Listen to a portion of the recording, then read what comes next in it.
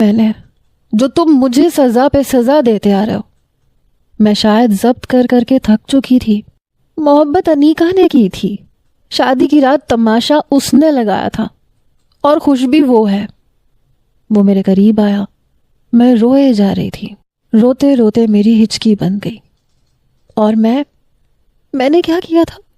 جہاں سب کی رضامندی تھی میں نے منگنی کر لی.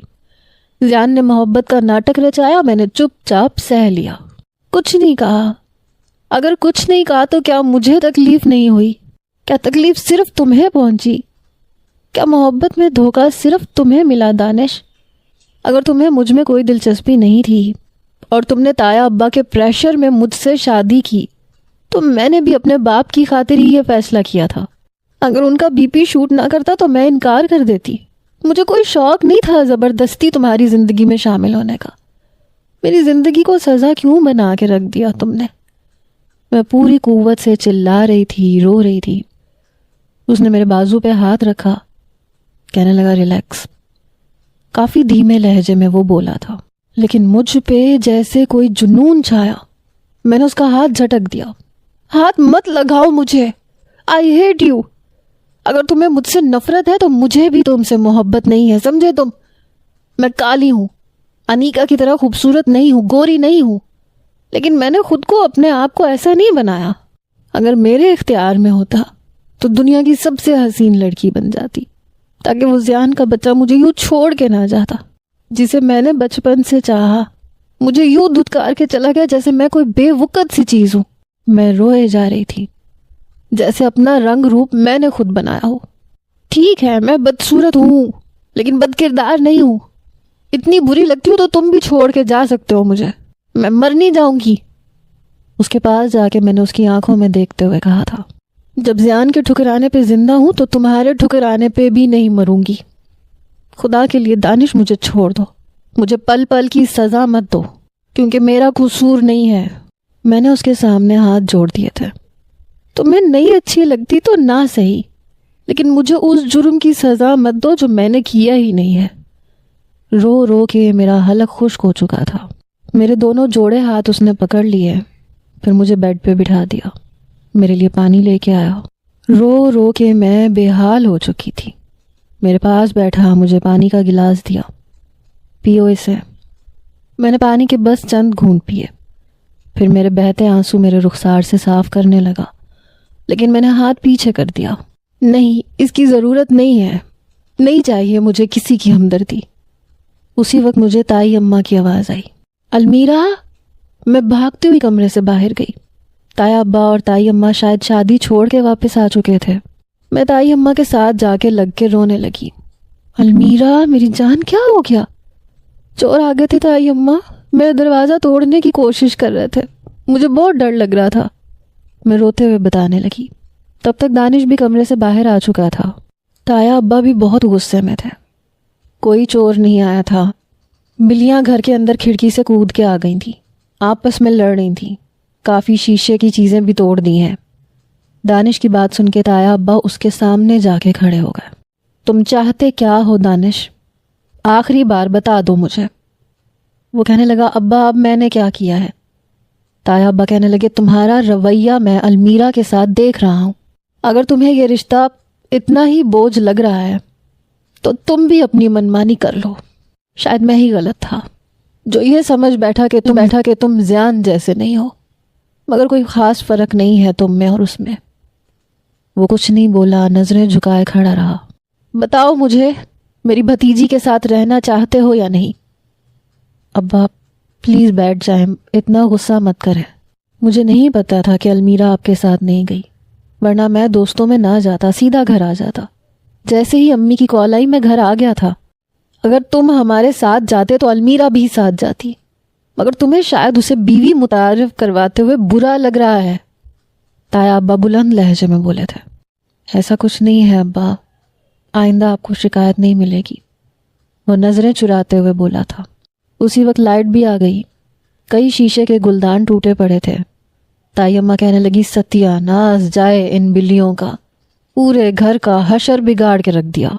پھر مجھ سے کہنے لگی، بیٹا جاؤ اپنے کمرے میں جا کے آرام کرو. میں اپنے کمرے میں چلی گئی. واش روم میں جا کے منہ دھویا۔ جب کمرے میں آئی تو دانش کمرے میں آ چکا تھا۔ میں نے اپنا تکیہ اٹھایا اور فرش پہ رکھ دیا۔ المیرا تم بیڈ پہ سو جاؤ، ہچکچاتے ہوئے اس نے کہا تھا، لیکن میں چپ چاپ زمین پہ لیٹ کے آنکھیں بند کر چکی تھی۔ اگلی صبح میری آنکھ دیر سے کھلی۔ دانش جا چکا تھا، سب لوگ واپس بھی آ چکے تھے۔ رات کا کھانا کھانے کے بعد کافی دیر میں تائی اماں کے پاس ہی بیٹھی رہی۔ ان کی طبیعت کچھ ٹھیک نہیں تھی۔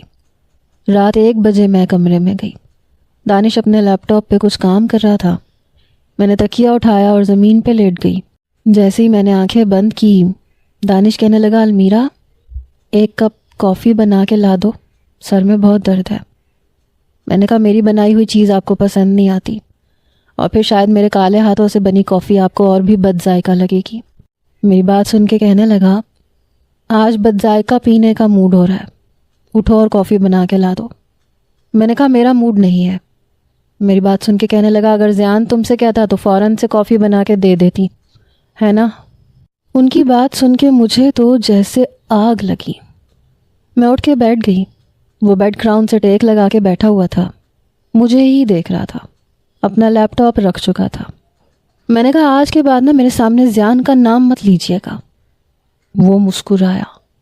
مجھے لگا شاید میری جگہ وہ تمہیں کافی کا کہتا تو تم منع نہیں کرتی۔ دل کی بات ہوتی ہے، بعض لوگوں کے لیے انکار کرنا مشکل ہو جاتا ہے۔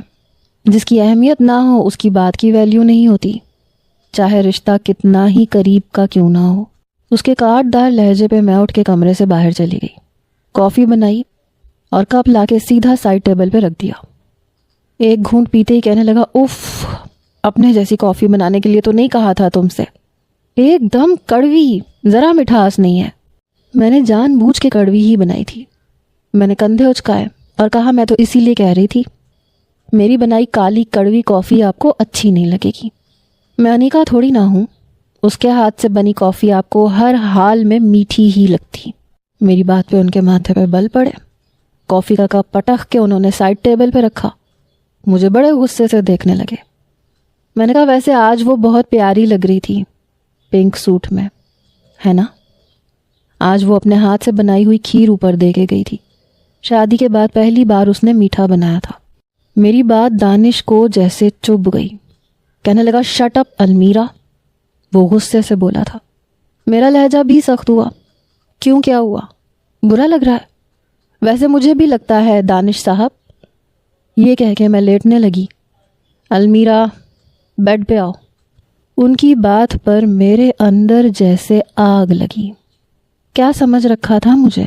ان کی زر خرید تھی، جب چاہا زمین پہ پٹخ دیا، جب چاہا اپنے پاس بلا لیا۔ ایک شخص کے ہاتھوں کا کھلونا بن چکی تھی، لیکن ہر ایک کا نہیں بن سکتی تھی، اس لیے میں خاموشی سے لیٹی رہی۔ وہ پھر سے بولے، سنائی نہیں دے رہا تمہیں میں کیا کہہ رہا ہوں تم سے؟ میں نے کہا، جی نہیں، میں یہیں ٹھیک ہوں، مجھے میری اوقات میں رہنے دیں تو بہتر ہے۔ وہ اٹھ کے میرے پاس آ کے کھڑے ہو گئے۔ مجھے کوئی شوق نہیں ہے تمہیں یوں زمین پہ سلانے کا، بس اس وقت دماغ بالکل آؤٹ ہو گیا تھا، کہہ دیا جو منہ میں آیا۔ اٹھو اب یہاں سے، آ کے بیڈ پہ لیٹو، کچھ نہیں کہوں گا تمہیں۔ میں نے کہا، جی نہیں، مجھے یہیں سونا ہے۔ میری ڈھٹائی پہ کہنے لگے، تم اٹھ رہی ہو یا میں زبردستی اٹھاؤں؟ میں لیٹی رہی کہ یہ مجھے زبردستی اٹھا ہی نہیں سکتے۔ میں مطمئن تھی، مگر اگلے ہی لمحے انہوں نے مجھے سوچنے کا موقع نہیں دیا، اپنی گود میں بھر لیا۔ میں بالکل یہ توقع نہیں کر سکتی تھی۔ یہ کیا کر رہے ہیں آپ؟ تب تک وہ مجھے بیڈ پہ لٹا چکے تھے۔ اف، بہت بھاری ہو بھائی۔ اپنے دونوں ہاتھوں کو دبا کے یوں بولے جیسے پتہ نہیں میں کتنی بھاری ہوں۔ پھر بیڈ پہ لیٹ گئے۔ میں نے کروٹ دوسری جانب کر لی اور بیڈ کے بالکل کنارے پہ کھسک کے چلی گئی۔ مجھے زبردستی کا کوئی شوق نہیں ہے۔ اتنے کنارے پہ لیٹو گی تو گہری نیند میں جاتے ہی دھڑام سے بیڈ سے نیچے گرو گی۔ نقصان تمہارا ہی ہے، اس لیے آرام سے لیٹو۔ ان کی بات سن کے میں سوچنے لگی، یہ ابھی تک سوئے کیوں نہیں ہے اور یہ مجھے ہی کیوں دیکھ رہے ہیں؟ مجھے کچھ خوف سا محسوس ہو رہا تھا۔ پھر میں کچھ دیر میں سو بھی گئی۔ میری آنکھ اس وقت کھلی جب کمرے میں روشنی پھیل چکی تھی۔ مجھے لگا جیسے کوئی مجھے خود سے پیچھے کرنے کی بڑی آہستگی سے کوشش کر رہا ہے۔ میں نے موندی موندی آنکھیں کھولیں تو بری طرح سے ہڑبڑائی۔ شاید نیند میں اپنی ٹانگ اور بازو دانش پہ رکھ چکی تھی۔ مجھے ویسے بھی نیند میں ہوش نہیں رہتی تھی، بہت گہری نیند سوتی تھی۔ میں فٹافٹ سے پیچھے ہٹی۔ ویسے انسان کو ایٹ لیسٹ سونے کی تمیز ہونی چاہیے۔ سوتی کہاں ہو، پہنچتی کہاں ہو؟ شاید تم میں یہ کوئی ٹیکنیکل فالٹ ہے۔ میں شرمندہ ہوئی، فوراً سے اٹھ کے بیٹھ گئی۔ سوری، وہ میں ایکچولی شرمندگی کے مارے مجھے یہ سمجھ میں ہی نہیں آ رہا تھا کہ میں بات کو کیسے کور کروں۔ اوکے ٹھیک ہے۔ میں جلدی سے بیڈ سے نیچے اتر گئی، فوراً کمرے سے باہر جانے لگی، مگر بوکھلاہٹ میں پاؤں گلدان سے ٹکرایا جو الماری کے کونے میں رکھا ہوا تھا۔ اگلے ہی لمحے وہ زمین بوس ہو گیا۔ چلو جی، شروع ہو گئی تم؟ دانش کی آواز پہ میں اور مزید نروس ہوئی۔ میں نے جلدی سے بیٹھ کے گلاس کے ٹوٹے ہوئے ٹکڑے اٹھانے شروع کر دیے۔ تب تک وہ مجھ تک پہنچ چکے تھے۔ اسے اٹھا کے میرے کپڑے نکال دینا، مجھے آفس جانا ہے۔ میں نے اس بات میں سر ہلایا، جلدی سے گلدان کے ٹکڑے باسکٹ میں پھینکے اور کپڑے نکال کر بیڈ پہ رکھ کے باہر چلی گئی۔ تائی اماں کی طبیعت ٹھیک نہیں تھی، اس لیے ناشتہ مجھے کو اکیلے ہی بنانا تھا۔ میں نے آملیٹ بنایا۔ جب دانش تیار ہو کے باہر آئے تو میں ناشتہ لگا چکی تھی۔ چپ چاپ ماتھے پہ بل ڈالے انہوں نے ناشتہ کیا، پھر آفس چلے گئے۔ ان کی پلیٹ میں آدھا آملیٹ باقی تھا۔ میں نے سوچا اپنے لیے الگ سے کیا بناؤں، یہی کھا لیتی ہوں، لیکن پہلے ہی نوالے پہ ہوش ٹھکانے آ گئے۔ نمک بہت تیز ڈل گیا تھا، مگر حیرت کی بات یہ تھی کہ دانش نے کچھ نہیں کہا۔ مجھ سے تو وہ آملیٹ کھایا ہی نہیں گیا، اتنا کڑوا تھا، مگر وہ چپ چاپ کھا کے چلے گئے تھے۔ مجھے خود پہ افسوس ہوا، کیوں مجھ سے گڑبڑ ہو جاتی ہے؟ اب آ کے مجھے باتیں سنائیں گے۔ کھانا بناتے ہوئے میں نے نمک، مرچ، ہلدی سب کے ڈبے اٹھائے اور تائی اماں کے کمرے میں لے جا کے ان کے بیڈ پہ رکھ دیے۔ سامنے ایک پلیٹ رکھ دی۔ تائی اماں، آپ اس پلیٹ میں مجھے مسالے ڈال کے دیں، ورنہ مجھ سے گڑبڑ ہو جائے گی۔ تائی اماں مسکرانے لگی، پھر مجھے بتا کے مسالے ڈالے۔ اس بار سب کچھ پرفیکٹ ڈلا تھا۔ میں بہت خوش تھی۔ پہلی بار مجھ سے کھانا بالکل ٹھیک بنا تھا۔ شام کو میں کمرے میں آ گئی، نہا کے کپڑے تبدیل کیے۔ ابھی اپنے گیلے بالوں میں کنگھا کر رہی تھی جب کمرے کا دروازہ کھلا۔ سامنے دانش کو دیکھ کے میں گھبرائی، جلدی سے اپنا بیڈ پہ رکھا دوپٹہ خود پہ لے لیا۔ بوکھلاہٹ کے مارے ریشمی دوپٹہ بھی سر پہ ٹھیک سے ٹک نہیں پا رہا تھا۔ وہ میرے پاس آ گیا۔ اتنا گھبراتی کیوں ہو مجھ سے؟ مجھے دیکھتے ہی پریشان کیوں ہو جاتی ہو؟ تیار ہو جاؤ، آج ہمارا ڈنر میرے دوست کی طرف ہے۔ دانش کی بات پہ میں کچھ حیران ہوئی۔ کافی آرام سے بات کر رہا تھا۔ میں بہت اچھے سے تیار ہوئی، اپنے بالوں کا جوڑا بنا رہی تھی جب وہ کمرے میں آیا۔ پوچھنے لگا، ہو گئی ریڈی؟ میں نے کہا بس جوڑا بنا لوں۔ وہ میرے پاس آ گیا، میرے ہاتھ کو پیچھے کیا اور میرے بالوں کو کھول دیا۔ مجھے نہیں پتا تھا تمہارے بال اتنے لمبے اور حسین بھی ہیں۔ کھلے رہنے دو، اچھے لگ رہے ہیں۔ میں ان کی تعریف پہ نظریں جھکا گئی۔ ہم لوگ ایک بنگلے میں گئے جہاں اور بھی بہت سی فیملیز آئی تھیں۔ دانش سب سے میرا تعارف کروا رہا تھا۔ سب لوگ اس کی بہت عزت کرتے تھے اور میری بھی اسی طرح سے رسپیکٹ کر رہے تھے۔ تبھی میں نے وہاں آئے ہوئے مہمانوں میں زیان کو دیکھا، مگر وہ اکیلا آیا تھا۔ اسے دیکھتے ہی میں نے نظریں بدل لی۔ وہ بھی اسی شخص سے مل رہا تھا جس نے دعوت دی تھی۔ میں چند خواتین کے ساتھ بیٹھ گئی، ان سے باتیں کرنے لگی۔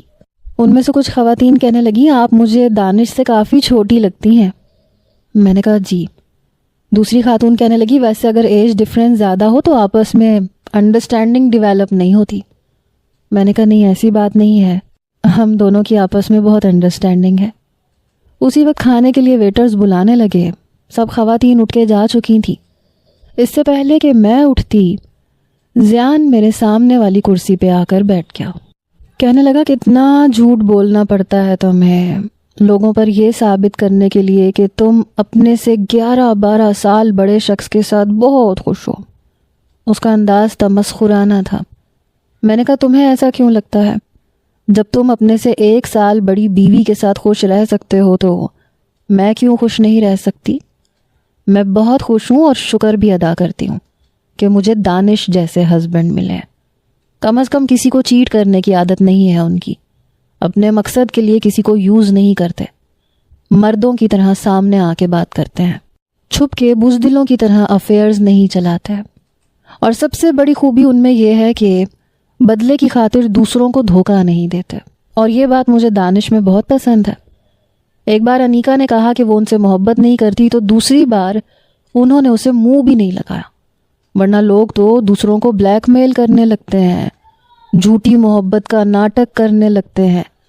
ایسی گھٹیا حرکتیں تو میں نے جان بوجھ کے بات ادھوری چھوڑی تھی۔ وہ تپ کے رہ گیا، کہنے لگا بہت ہو گیا، زبان سنبھال کے بات کرو المیرا۔ اسی وقت دانش میرے پاس آئے، زیان کو دیکھ کے کہنے لگے یہ تم میری بیوی سے کس انداز میں بات کر رہے ہو؟ زیان کہنے لگا یہ میری کزن بھی لگتی ہے۔ وہ کہنے لگے لیکن میرا رشتہ زیادہ اہمیت رکھتا ہے، اور میں یہ برداشت نہیں کروں گا کہ تم میری بیوی کا نام لو۔ آج کے بعد بھابھی کہا کرو المیرا کو، سمجھے؟ دانش کا لہجہ بہت سخت تھا۔ پہلی بار میں نے زیان کو گھبراتے ہوئے دیکھا، پھر وہ اٹھ کے چلا گیا۔ پھر دانش میرے برابر میں ہی بیٹھ گیا، کہنے لگا کھانا ٹھیک سے کھایا ہے تم نے؟ میں نے کہا ہاں جی کھا لیا تھا۔ کھانا تو میں ویسے بھی کھا چکی تھی۔ واپسی پہ جب ہم گھر آئے تو نیچے کے پورشن سے سیڑھیاں اوپر کی جانب چڑھتے ہوئے زیان اور انیکا کے کمرے سے لڑنے کی آوازیں آ رہی تھیں۔ تم کیوں سنجیدگی سے کام نہیں کرتے ہو؟ یوں تو گزارا نہیں ہو سکتا نا، جب دیکھو آئے دن تم فیکٹری ہی نہیں جاتے ہو۔ انیکا کا لہجہ بلند تھا۔ تم تو بھوکی نہیں مر رہی نا، کھانے کو مل رہا ہے نا تمہیں۔ دیکھو میرا دماغ خراب مت کرو، پہلے میرا دماغ بہت خراب ہے۔ زیان شروع سے ہی لاپرواہ تھا، اس لیے آج بھی چچا یہی کہہ رہے تھے کہ اگر اب اس نے لاپرواہی ختم نہ کی تو میں اس کو نہیں پالوں گا۔ جا کے نوکری ڈھونڈے، جتنے تمہارے اخراجات ہیں تم نوکری پہ گزارا کر ہی نہیں سکتے۔ اور وہ دونوں ایک دوسرے سے بحث کر رہے تھے۔ میں سیڑھیاں چڑھ کے اوپر آ گئی، اپنے کمرے میں آ کے میں نے کپڑے تبدیل کیے، چپ چاپ بیڈ پہ لیٹ گئی۔ دانش کچھ دیر بعد کمرے میں داخل ہوا، مجھے بیڈ پہ یوں لیٹا دیکھ کے کہنے لگا چینج بھی کر لیا اتنی جلدی؟ میں کچھ گھبرائی، میں نے فوراً سے آنکھیں بند کر لی۔ وہ میرے بازو پہ اپنا ہاتھ رکھ چکا تھا۔ المیرا، میں نے یوں آنکھیں بند کی جیسے میں سو چکی۔ دل بہت تیزی سے دھڑک رہا تھا۔ کہنے لگا سو بھی گئی اتنی جلدی؟ کچھ دیر بعد کہنے لگا چلو کوئی بات نہیں، یہ تو ویسے بھی سو رہی ہے، نیند میں تھوڑا سا فائدہ اٹھا لینا چاہیے، اسے کیا پتہ چلے گا۔ یہ کہتے ہوئے مجھے لگا جیسے اس نے میرے پیٹ پہ ہاتھ رکھا۔ میں نے کہا میں سوئی نہیں ہوں، اپنی حد میں رہ۔ وہ کھلکھلا کے ہنسا، بس یہی جاننا چاہ رہا تھا کہ سو رہی ہو یا نہیں۔ بڑی بے تکلفی سے اس نے میرے بازو پہ ہاتھ رکھ کر میرا رخ اپنی جانب کیا۔ کہنے لگا جاگتے ہوئے کا فائدہ اٹھا لیتا ہوں، مجھے کون سا منع ہے؟ میں نے کہا مجھ سے دور رہیں، مجھے آپ کے پاس نہیں آنا۔ لیکن وہ میرے تکیے پہ اپنا سر رکھ چکا تھا۔ کہنے لگا مجبوری ہے، ابا کی بات بھی تو ماننی ہے نا، کہہ رہے تھے میری بھتیجی کا بہت خیال رکھا کرو، تو رکھنا تو پڑے گا نا۔ یہ کہتے ہوئے میرا کیچر اتار چکا تھا۔ میں نے کہا دانش پلیز مجھ پہ احسان مت کریں۔ وہ کہنے لگا نہیں احسان تو کرنا پڑے گا نا، تاکہ تمہیں یہ زندگی سزا نہ لگے۔ میں نے کہا نہیں چھوڑ دیں مجھے، میں ویسے بھی آپ کو پسند نہیں ہوں، کالی ہوں میں۔ ہاں پسند تو بالکل بھی نہیں ہو، یہ بات تو تم نے بالکل سچ کہی، لیکن پسند تو میں بھی تمہیں نہیں ہوں، نفرت کرتی ہو مجھ سے۔ یہ کہتے ہوئے وہ مجھے اپنے اندر سمیٹنے لگے۔ دانش چھوڑے مجھے، میں اس کے سینے پہ ہاتھ رکھ چکی تھی۔ چھڑوا سکتی ہو تو چھڑوا لو، میں اپنے ماں باپ کا بہت فرما بردار ہوں، ان کا حکم نہیں ٹال سکتا۔ آج کے بعد تمہیں اپنی زندگی سزا نہیں لگے گی۔ میں نے کہا جب میں آپ کو اچھی نہیں لگتی تو کیوں میرے پاس آئے ہیں؟ بہت بولتی ہو یار، اور بہت کڑوا بولتی ہو، سب سے پہلے تمہارے لہجے میں مٹھاس بھرنی پڑے گی۔ یہ کہہ کے وہ میرے ہونٹوں کو اپنی دسترس میں لے چکے تھے۔ جس انداز سے دانش نے رات کو میری تعریف کی، ساری شکایتیں دور ہونے لگی۔ کہنے لگے تمہاری پاکیزگی، تمہاری شرافت، یہ تمہارا انمول حسن ہے المیرا، تم انیکا سے کہیں زیادہ حسین ہو، کیونکہ تمہیں خاندان کی عزت رکھنی آتی ہے، تم میری والدہ کو بہت اہمیت دیتی ہو، جانتی ہو امی تمہاری تعریفیں کرتی ہیں، اور انیکا کی چچی سے بالکل بھی نہیں بنتی، کیونکہ وہ اپنی اہمیت منوانا چاہتی ہے، ان کی اہمیت کو ماننے کو تیار ہی نہیں ہے۔ کہتی ہے کہ گھر پہ وہ اپنی مرضی چلائے گی۔ کل یہ بحث ان کے گھر میں جھگڑے کا سبب بنی تھی، اور آج اسے زیان کی کم تنخواہ بری لگ رہی ہے۔ اور زیان وہ ایک نان سیریس سا نوجوان ہے، اسے ذہنی طور پہ میچیور ہونے میں ابھی وقت لگے گا۔ تم دیکھ لو، محبت کا بخار 20 دن میں اتر بھی گیا، اب دونوں ایک دوسرے کو کاٹ کھانے کو دوڑ رہے ہیں۔ دونوں میں ہی صبر نہیں ہے، پیشنس نہیں ہے، دونوں کو ہی سب کچھ اپنی مرضی کا چاہیے۔ وہ شاید ٹھیک کہہ رہا تھا۔ میری کئی غلطیوں پہ تائی اماں مجھے صرف سمجھاتی تھیں، اور میں انہیں بہت اہمیت دیتی تھی، کیونکہ بڑی تو وہی تھی۔ ان سے پوچھے بغیر میں کبھی اپنی ماں سے ملنے بھی نہیں گئی تھی، کیونکہ انہوں نے کبھی منع بھی نہیں کیا تھا، اور میں ہر چیز میں انہیں بہت اہمیت دیتی تھی۔ تائی اماں، بنانا کیا ہے آپ بتائیں، آپ کی پسند کا بناؤں گی۔ لیکن انیکا کو شاید اپنی خوبصورتی پہ کچھ زیادہ ہی زوم تھا۔ وہ اپنی بادشاہت چاہتی تھی، اور گھر پہ بھی یہی حال تھا۔ سب چیزیں اس نے اپنی مرضی سے سیٹ کر رکھی تھیں، کیونکہ نہ تو میں نے کبھی اختلاف کیا تھا نہ امی نے، لیکن چچی ایسی نہیں تھی۔ وہ اپنے گھر میں ہر چیز اپنے مطابق رکھتی تھی، اس لیے دونوں کی ہی نہیں بن رہی تھی۔ ایک بار چچی اوپر بھی آئی، تائی اماں سے بیٹھ کے انیکا کی برائیاں کر رہی تھی۔ اپنی منمانیاں کرنا چاہتی ہے، مجھے تو شروع سے پسند نہیں تھی، پتہ نہیں زیان کو اس میں کیا اچھا لگا۔ سب گوری رنگت پہ ہی مر مٹتے ہیں اس کی۔ مجھے تو شروع سے المیرا پسند تھی، کیونکہ اہمیت دیتی تھی، رشتوں کو سمجھتی تھی۔ اس کی نظر میں تو میں کچھ ہوں ہی نہیں۔ اور زیان، جو کل تک انیکا پہ مرتا تھا، اب کہتا ہے کہ زندگی کا بہت غلط فیصلہ کر لیا۔ اس سے تو اچھی المیرا تھی، ایک ٹافی پہ بھی خوش ہو جاتی تھی۔ اس کے لیے کچھ بھی لے کر آؤ، اس کا معیار ہی نیچے نہیں اترتا۔ بار بار کہتی ہے صرف فیکٹری میں کام کرنے سے گزارا نہیں ہوگا، کچھ اور بھی کرو، تمہاری تنخواہ کم ہے، تایا ابا سے کہو تمہارے پیسے بڑھائیں۔ دونوں ہی جذباتی ہیں، پل میں ایک دوسرے سے لڑنے لگ جاتے ہیں۔ اب آپ المیرا کو ہی دیکھ لیں، دانش سے کتنی چھوٹی ہے اور کتنی لاپرواہ ہوتی تھی، اور اب دیکھیں آپ کا پورا گھر سنبھال رکھا ہے، کسی بھی فنکشن میں چلی جائے آپ کے پاس بیٹھی رہتی ہے۔ تائی اماں کہنے لگی، میں نے تو شکر کیا ہے، جو بھی ہوا بہت اچھا ہوا۔ انسان کا اچھا اخلاق اسے مزید خوبصورت بنا دیتا ہے۔ ماشاء اللہ سے میری المیرا تو ویسے ہی بہت خوبصورت ہے، تیار ہوتی ہے تو دانش بھی نظریں پلٹنا بھول جاتا ہے، اسے تیار ہونا آتا ہے۔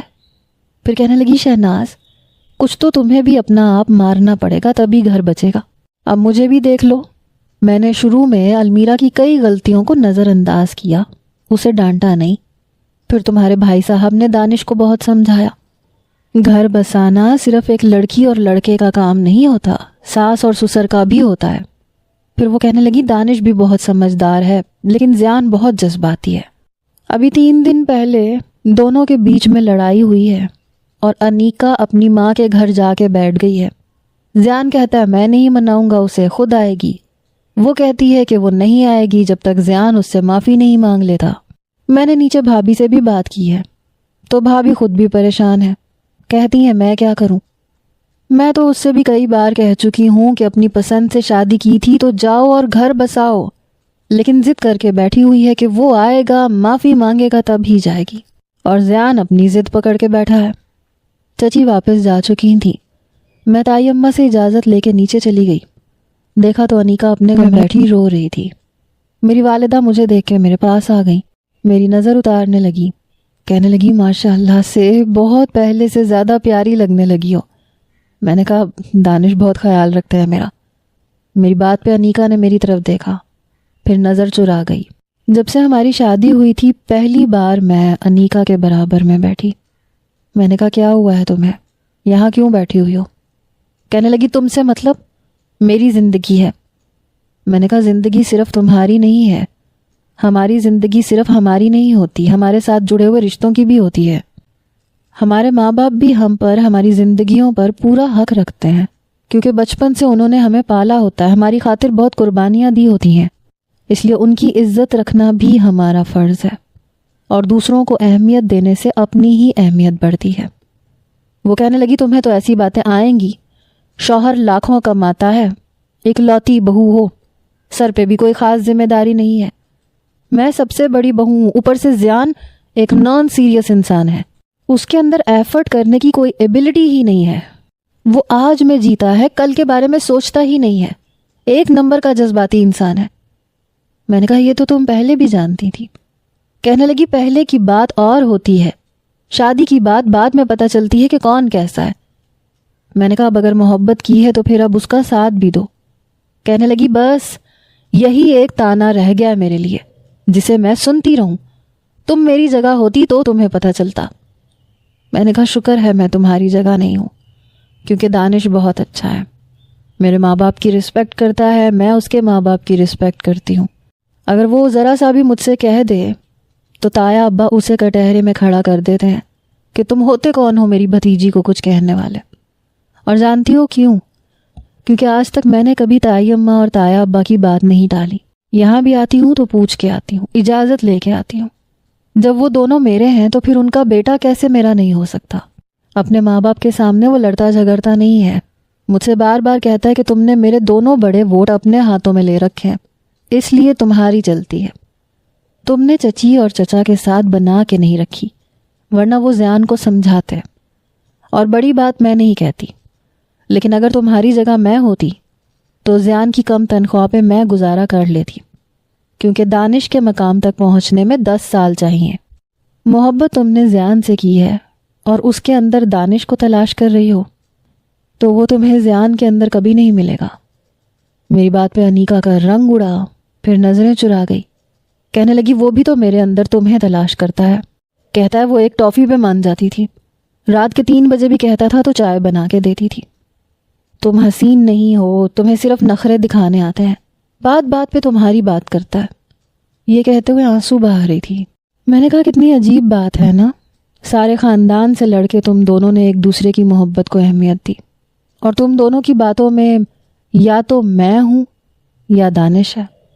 لیکن سچ بتاؤں ہم نے بڑوں کی عزت رکھی تھی، بڑوں کا مان رکھا تھا، اور آج ہماری زندگی میں اور ہماری باتوں میں تم دونوں کہیں نہیں ہو۔ نہ دانش کے دل میں تم ہو، نہ میرے دل میں زیان ہے۔ اس لیے میرا تم سے مشورہ ہے کہ زیان بہت ضدی ہے، بہت ڈھیٹ ہے، اور یہ تم جانتی ہو۔ اگر اپنا گھر بچانا چاہتی ہو تو نیچے جاؤ، چچی سے معافی مانگو، چچی اور چچا کی خدمت کرو۔ چچی بہت اچھی ہے، اور 10 سال کا انتظار بھی کرو، آہستہ آہستہ ہی وہ میچیور ہوگا اپنی عمر کے حساب سے۔ میرے شوہر کو اپنے شوہر کے اندر تلاش کرنا چھوڑ دو، جو ہے وہ اپناؤ، کیونکہ یہ تمہارا اپنا فیصلہ تھا۔ میکے میں آ کے بیٹھنا حل نہیں ہے۔ اگر تمہاری وجہ سے ابا کی طبیعت خراب ہوئی تو یاد رکھنا میں تمہیں نہیں چھوڑوں گی۔ یہ کہہ کے میں اوپر آ گئی تھی۔ آج اپنا آپ کافی بڑا لگ رہا تھا، کافی سمجھدار دکھائی دے رہی تھی، لیکن میں جانتی تھی کوئی نہ کوئی گڑبڑ تو مجھ سے ہو ہی جائے گی۔ اب وہی ہوا۔ رات کو جب دانش آیا تو غصے سے مجھے گھور رہا تھا، مجھے سمجھ نہیں آ رہی تھی کہ اب میں نے کیا کیا۔ سیدھا کمرے میں چلا گیا، حالانکہ کچھ دیر تایا ابا اور تائی اماں کے پاس بیٹھتا تھا، اور پھر المیرا پکارنے لگا۔ میں گئی تو اپنی شرٹ مجھے دکھا رہا تھا، جہاں لپسٹک کا نشان تھا۔ صبح اس کی شرٹ کا بٹن ٹوٹ گیا تھا، میں نے بٹن لگایا اور دھاگا اپنے منہ سے توڑا۔ اب مجھے کیا پتا تھا کہ لپسٹک کا نشان لگ جائے گا۔ کہنے لگا کتنی شرمندگی اٹھائی ہے میں نے پورے اسٹاف کے سامنے، ابا بھی کھڑے تھے اور چچا بھی، سوچو کیا سوچ رہے ہوں گے میرے بارے میں، تم نے مجھے شرمندہ کر کے رکھ دیا۔ میں نے کہا آپ کو ہی جلدی تھی، فٹافٹ کرو، ابھی جانا ہے، دیر ہو رہی ہے۔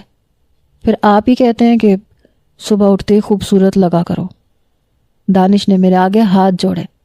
تم جیسی ہو نا ایسے بہت اچھی لگتی ہو، خدا کے لیے یہ صبح لپسٹک مت لگایا کرو، ایک تو نیت خراب ہوتی ہے اور دوسرا شرٹ۔